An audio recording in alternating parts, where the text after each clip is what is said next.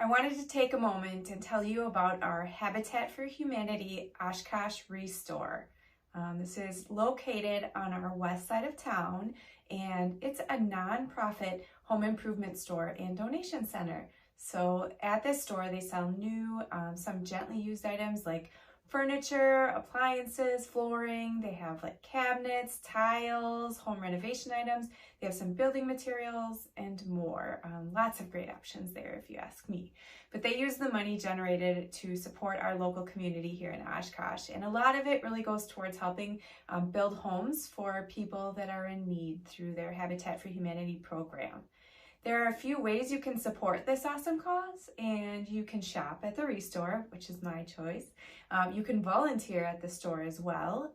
This could be in a variety of capacities, doing some stocking or some cleaning.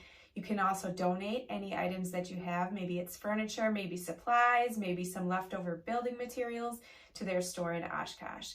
They have a ton of information on their website, habitatoshkosh.org/restore. So if you can, take a moment, check it out, and support if you can.